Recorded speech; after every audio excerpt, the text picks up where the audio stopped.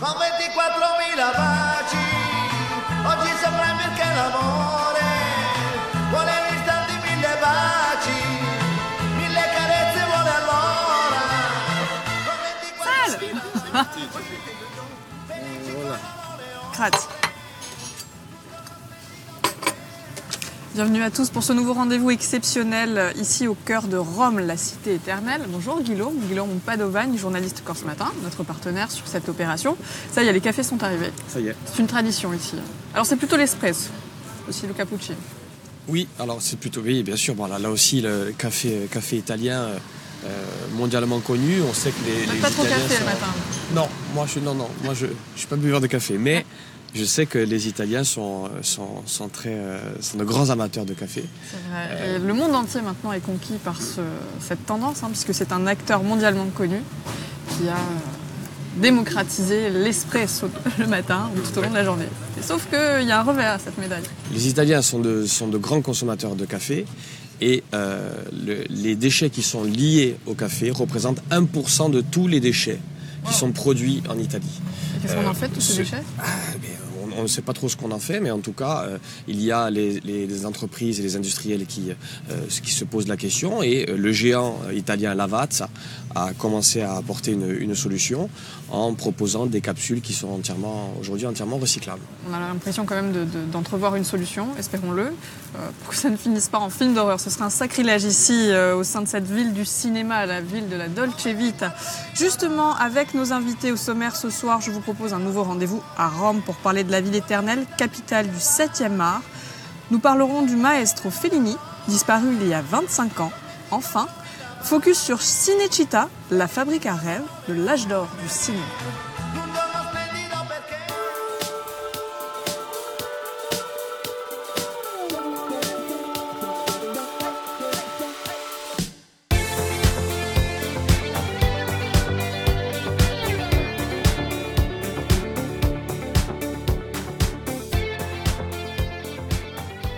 Bienvenue à tous pour ce nouveau rendez-vous spécial ici à Rome. Une émission qui sera dédiée au cinéma italien. Alors avec nous, Andrea Aminous, bonsoir. Vous êtes professeur d'histoire du cinéma à la Sapienza de Rome. Vous êtes également journaliste Il Foglio. Nous avons également Marcel Padovani. Bonsoir Marcel, journaliste, correspondante au Nouvel Observateur. Alors on a la chance d'être installé ici sur les toits de la ville avec une vue superbe, c'est le moins qu'on puisse dire. On surplombe celle qu'on appelle la ville éternelle, un décor rêvé, forcément, pour le cinéma. Alors, entre péplum, western, spaghetti et romance, quel est l'héritage, si je puis dire, du cinéma italien ? Maintenant, il y a de grandes expositions à Paris et à Rome. À Paris, à la Cinémathèque, il y a une exposition sur Sergio Leone et l'héritage de Sergio Leone pendant le cinéma international. Et aussi à Rome, à l'Arapacis, il y a une grande exposition sur la vie de Marcello Mastroianni. Ils sont deux types d'héritage de Sergio Leone et de Mastroianni, les spaghetti western et aussi les glamour du cinéma italien des années 60. Et l'héritage, c'est immense du cinéma italien, pas seulement du cinéma romain, mais le cinéma italien, ça veut dire Rome aussi. Cette exposition, ils sont un témoignage de l'importance du cinéma italien et aussi de la possibilité de penser le cinéma italien, pas seulement avec la tradition culturelle italienne, mais aussi avec le dialogue pendant l'Italie et Hollywood et l'Amérique avec le cinéma de genre comme le western de Sergio Leone. Qu'est-ce que vous pensez de cet héritage du cinéma italien, sa particularité ? Non, mais j'ai l'impression qu'aujourd'hui, les spaghetti western, les peplum, etc., ce sont les Américains qui les font. Les Italiens n'en font plus. Ils se sont un peu fatigués. Mais le cinéma, l'héritage aujourd'hui, c'est ces deux hommes spécialement. Moi, je pense que c'est Paolo Sorrentino, qui est le vrai héritier du cinéma fellinien. Oui. C'est-à-dire un cinéma qui invente vraiment un langage, un style, une façon de filmer et qui raconte vraiment. Et puis Matteo Garrone qui est alors un petit peu plus anticonformiste, un petit peu plus dérangeant, mais qui est un vrai créateur. Et alors, je pense par exemple que ce qui est intéressant pour le rapport des cinéastes avec Rome, c'est que ceux qui ont le mieux raconté Rome, ce ne sont pas des Romains. Hein, c'est quand même extraordinaire. Parce que Fellini venait de Rimini. Un homme comme Pasolini, qui a aussi raconté très bien Rome, venait du Frioul. Un homme comme Ettore Scola, je crois des Pouilles. Sorrentino est napolitain. C'est extraordinaire. Alors ça fait comprendre que Rome est un réceptacle qui est capable d'offrir une scène, d'offrir vraiment la possibilité de filmer, mais en même temps, il n'y a pas une créativité typiquement romaine. Quelque chose qui cristallise. Tu es d'accord? Oui, je suis d'accord. Il n'y a pas une créativité typiquement romaine. C'est vrai. Alors, vous en avez parlé lorsqu'on évoque le cinéma à Rome, forcément, spontanément, on pense à la Dolce Vita, à Fellini. Il y a 25 ans déjà, il disparaissait. Il a marqué à jamais l'histoire du cinéma. Mais est-ce qu'on peut dire, est-ce qu'on peut considérer que c'était un réalisateur ce qu'on appelait le néo-réalisme? Non. On ne peut pas dire. Le néo-réalisme, ce sont des gens comme De Sica, comme Rossellini, ce sont des gens, même Scola d'une certaine façon, qui ont marqué un certain rapport du cinéma avec la réalité sociale, la réalité politique, etc. Et avec un style qui était un style, presque exagéré, représentatif exagéré. Fellini, c'est l'homme, au contraire, qui va au-delà de la réalité, qui crée quelque chose tout à fait en dehors et qui a tellement un style à lui qu'on peut dire qu'il est éternel. Moi, je sais pas, quand je vois à la télé une image qui passe au milieu d'autres, quand on parle de cinéma, je reconnais tout de suite celle qui est signée Fellini. On ne peut pas se tromper. Alors, pour vous, quelle est la particularité du travail de Fellini? Mais Fellini, il a été assistant de Roberto Rossellini et aussi il a écrit le scénario de Rome Ville Ouverte. Mais je suis d'accord avec Marcel, il n'a rien à voir avec le néoréalisme comme style. Oui. Il a le style totalement différent. Et si je peux parler de l'héritage de Fellini après 25 ans de sa mort, je crois qu'aujourd'hui, l'héritage de Fellini, c'est un peu plus politique qu'artistique. Je crois qu'on peut voir le cinéma de Fellini comme une formidable réflexion sur l'Italie et sur l'italianité. Aussi dans le côté politique. Je pense à ce film comme Amarcord et la réflexion sur le fascisme et sur le rapport entre Italie et fascisme, la mémoire du fascisme et la mémoire des années 30. Et je pense à un film comme Prova d'orchestra. C'est un film que Fellini a été réalisé par la télévision italienne à la fin des années 60, à la fin des années 70.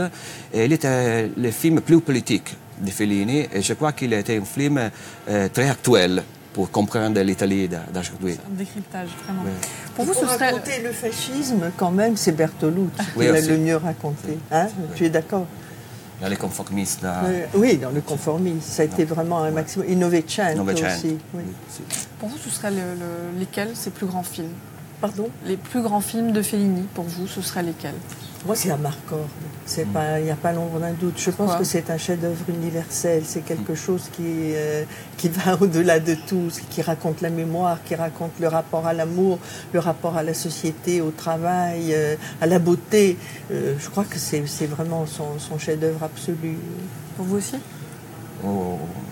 Oui, je suis d'accord, mais aussi, je crois, La Dolce Vita. La Dolce Vita, il a été un film qui a créé vraiment un facteur avec le cinéma de néoréalisme des années 50. Dolce Vita, c'est un film très moderne de Fellini et il était aussi très moderne aujourd'hui. Quelque chose d'universel? Oui, aussi, comme Amarcord. Mais c'est Fellini qui est très universel. C'est le plus universel et aussi le plus italien des réalisateurs du cinéma italien. Alors, est-ce qu'on peut considérer qu'il a marqué, au-delà du cinéma italien, vraiment un tournant dans le 7e art? Est-ce qu'il a révolutionné le cinéma? Est-ce qu'il marque un tournant? Moi, je crois que c'est l'école néoréaliste du cinéma italien qui a marqué la plus grande révolution dans l'histoire du cinéma. Sans le néoréalisme, nous n'avons pas la nouvelle vague ou la New Hollywood ou le cinéma américain des années 70, mais aussi le cinéma italien, il était très important pour l'idée d'Italie dans le scénario international, l'idée de glamour italienne, l'idée de mode, de style italien. Le néoréalisme a été important sur le plan artistique. Sur le plan de la mode, de la glamour, du style, de la communication d'une idée d'Italie dans le monde, elle était importante. Sergio Leone, La Dolce Vita et des films plus glamour des années 60. Les grands classiques. Les grands classiques, aussi. Il y a chez Fellini, il y a un culte de la qualité de l'image qui est quelque chose de particulier. Moi, je me souviens de certains tournages où on se rendait, auxquels j'allais assister, et on se rendait compte qu'il construisait la réalité. Moi, je l'ai vu construire le bateau de Amarcord qui passait sur les vagues, et alors ça tenait sur quelque chose comme 50 mètres carrés, et quand on le voyait à l'image, on voyait l'océan et on voyait un navire qui passait. Lui, c'était un vrai constructeur de réalité. Et je trouve que, de ce point de vue-là, son héritier, c'est Sorrentino. C'est lui Tu es d'accord? Oui, je suis d'accord. C'est la puissance du rêve aussi que c'est très importante dans la mise en scène de Fellini. Oui. Le rêve. Alors, moi, j'aimerais qu'on revienne un petit peu sur le genre des gladiateurs. Est-ce qu'il y a un grand film de gladiateurs qui a été tourné ici à Rome? Et comment s'appelle le film? Est-ce qu'il y en a un qui a été tourné ici, pour vous? Un grand film de gladiateurs. Un péplum. Oui, j'ai du mal. J'ai du mal. La dernière Ben-Hur, qui a été tourné à Rome, mais il n'est pas un bon film. C'est pas un bon film. C'est pas un bon film. Mais il n'a pas été tourné à Rome, il a été tourné à Cinecittà. N'oublions pas, parce que Cinecittà, c'est Rome dans Rome. Hein, c'est un univers dans l'univers. C'est une ville dans la ville. Oui, tout à fait. Alors pour ceux qui seraient nostalgiques des films de gladiateurs, il existe une école qui est dédiée à l'art du combat. Est-ce que vous la connaissez? Non, je n'ai jamais entendu parler. C'est vrai? C'est l'école des gladiateurs. Justement, je vous propose de la découvrir. C'est Michel Domignati et son équipe qui sont partis tourner un combat. Je vous propose de regarder ça.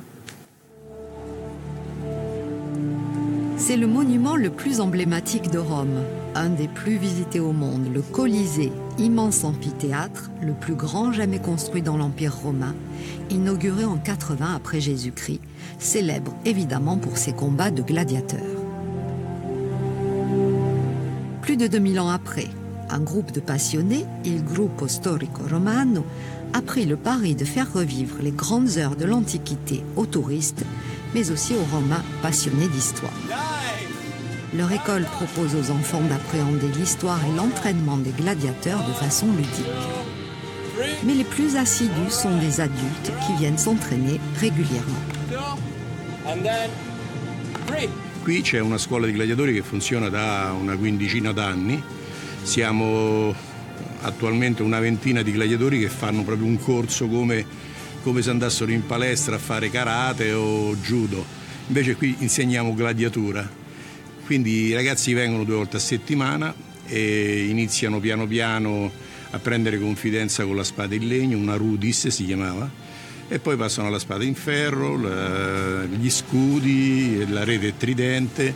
Questo chiaramente ci vogliono degli anni, quindi soprattutto l'insegnamento è soprattutto per non farsi male, non per farsi male, perché farsi male è più facile.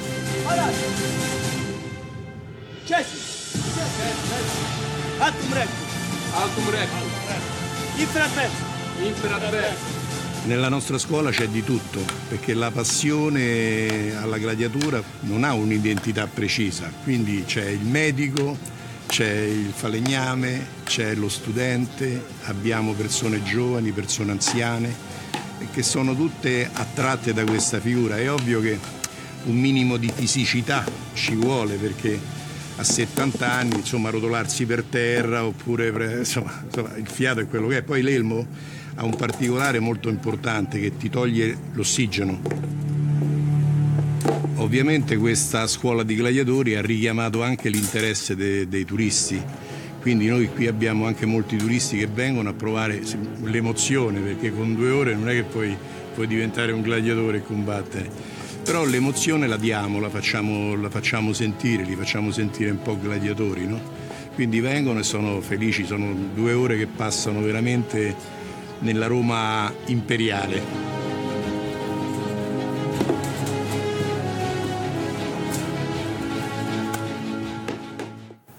Décidément, tout est possible. À Rome, alors, je vous le rappelle, nous sommes sur les toits de la Ville éternelle en compagnie d'André Aminous. André, professeur d'histoire du cinéma à la Sapienza de Rome, également journaliste à Il Foglio. Marcel Padovan a laissé sa place à Marina Valensi. Vous êtes écrivain, journaliste, également à Il Foglio. Et vous avez, alors, entre autres, été directrice de l'Institut culturel italien à Paris. Nous parlions des 25 ans de la mort de Fellini et des dignes héritiers, si je puis dire, de son travail. Alors on a évoqué des réalisateurs en vogue, Sorrentino, Garrone et Scola, des réalisateurs romains mais d'adoption, oui. Parce qu'ils ne le sont pas. Quelle est la particularité respective de leur travail? Sorrentino, je pense que c'est un napolitain, il est un écrivain et il a remporté un Oscar, comme vous le savez. Et je pense qu'il est l'héritier le plus direct de Fellini, bien qu'il ait une veine complètement différente de Fellini. Fellini était un rêveur, Fellini était quelqu'un qui reconstruisait une réalité. Sorrentino, au contraire, il travaille sur la réalité pour la transformer dans quelque chose de grotesque, de surréel. Et donc, il y a une filiation, mais c'est une filiation, je dirais une filiation pervertie, une filiation dénaturée. Oui. Garrone est un Romain. Il a vécu à Rome, il a des ascendances napolitaines, il a tourné Gomorra, comme vous le savez. C'est un esprit beaucoup plus fantastique que Sorrentino, je pense. Il a donné ses épreuves, il a fait un film que je considère un chef-d'œuvre, les contes de Basile, les contes de Liconti, et qui n'a pas eu beaucoup de succès en Italie. Pourquoi? Parce que c'est une fable, une véritable fable. Il va s'attaquer maintenant à Pinocchio, qui est la grande fable nationale, le grand conte national. Il a choisi comme Geppetto, le père de Pinocchio, un mythe du cinéma contemporain, Roberto Benigni. Il paraît qu'il va confier, oui, le rôle de Pinocchio, il va le confier à Tom Hanks. C'est les dernières nouvelles qu'on a. Et Garrone est quelqu'un qui aussi est dans l'héritage de Fellini, dans le sens qu'il transcende la réalité, qu'il pourra en faire un rêve. Donc il est plus proche de Fellini par rapport à Sorrentino dans cette quête du rêve, quête de la transfiguration. Il y a aussi d'autres metteurs en scène contemporains qui s'inscrivent dans la ligne de Fellini pour cette idée de faire un cinéma qui sort du néoréalisme sans pour autant renoncer au réel. Et par exemple, l'un des metteurs en scène que je signale, qui a beaucoup de succès dans le monde entier, non seulement en Italie, est Paolo Genovese. Paolo Genovese, apparemment, c'est un écrivain de théâtre. Il est un vrai écrivain. Apparemment, il fait du cinéma qui est du théâtre. Parce qu'il met 8 personnages dans une pièce et il les fait dialoguer. Son chef-d'œuvre, son dernier film qui a eu beaucoup de succès, est Perfetti Sconosciuti, des Parfaits Inconnus, qui vient d'être reproduit, relancé en France, avec beaucoup de succès, par la même maison de production italienne, Mediaset et Tao2. Camilla Nesbitt a promu ces remakes. Et pourquoi il est proche de Fellini? Parce qu'il a... on ne peut pas se passer de cet héritage de Fellini, parce que Fellini est quelqu'un qui a vraiment inspiré le cinéma et inspiré toute une génération dans la façon de regarder le cinéma, de transfigurer la réalité. Eh bien, parce que lui, il ne rêve pas, Mais il propose une réalité qui est traversée par ce sentiment de frustration, par un sentiment d'imperfection, par le sentiment d'inadéquation, qui est, à maintes regards, le chiffre, le véritable critère de la Dolce Vita. Si vous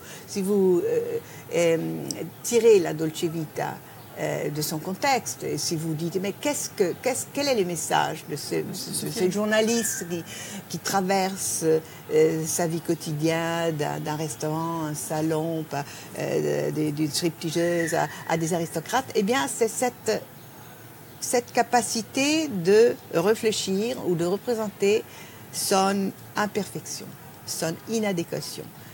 Vous trouverez, si vous y réfléchissez bien, le même critère dans le cinéma de Genovese, avec en plus quelque chose qui n'existe pas chez Fellini, parce que Fellini était un homme qui jouait sur l'improvisation, comme vous le savez. Il avait des scénarios, mais il improvisait, et c'était un immense clown, un immense homme de cirque.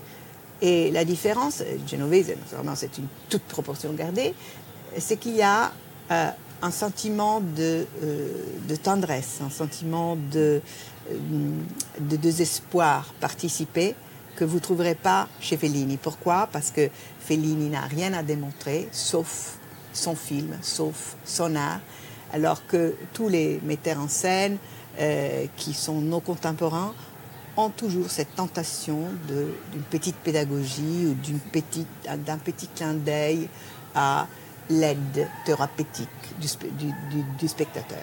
Alors, est-ce qu'ils ont respectivement des acteurs fétiches? Est-ce qu'ils font appel systématiquement aux mêmes figures ou pas forcément? Les acteurs fétiches de Paolo Sorrentino sont évidemment Tony Servillo, qu'il a été aussi Berlusconi dans les derniers films de Paolo Sorrentino.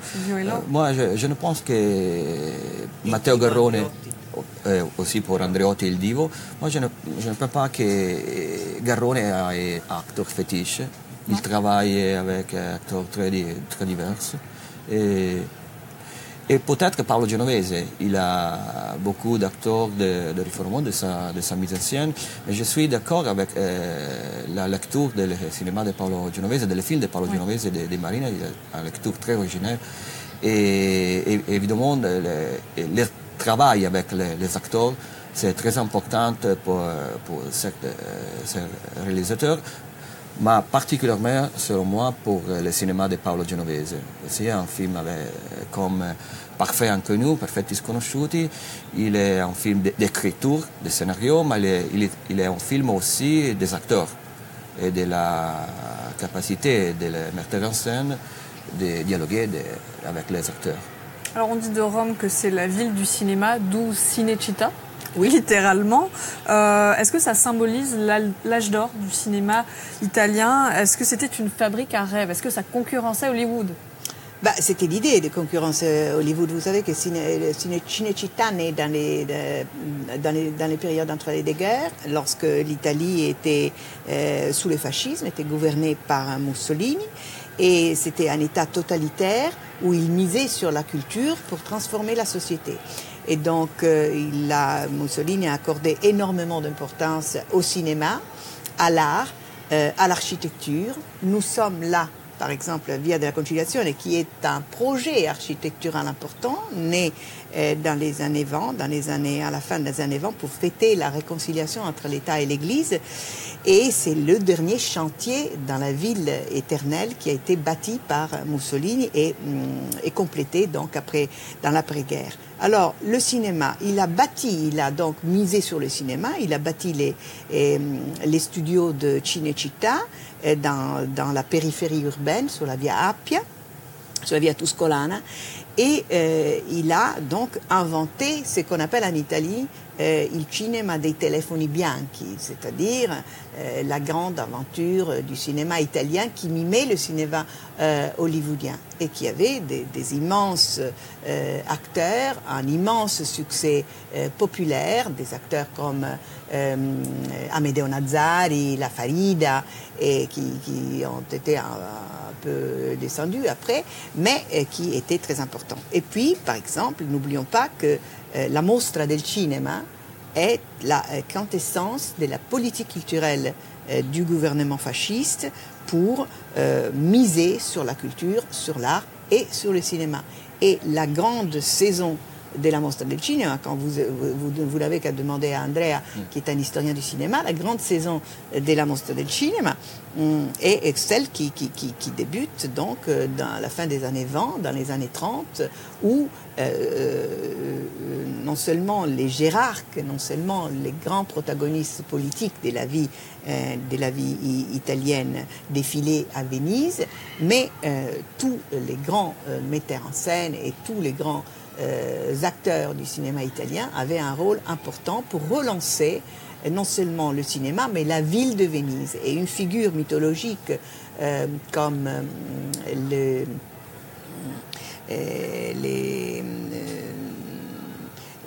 fondateur de la Biennale di Venise, Contecini, qui était l'un des mécénats les plus importants de Venise, qui avait des intérêts économiques très considérables dans l'industrialisation du port de Marghera, était la tête de proue avec Mussolini pour miser sur le cinéma, pour relancer la transformation et la modernisation de la culture italienne. Donc maintenant, Rome, Cinecittà, qu'est-ce que cela veut dire?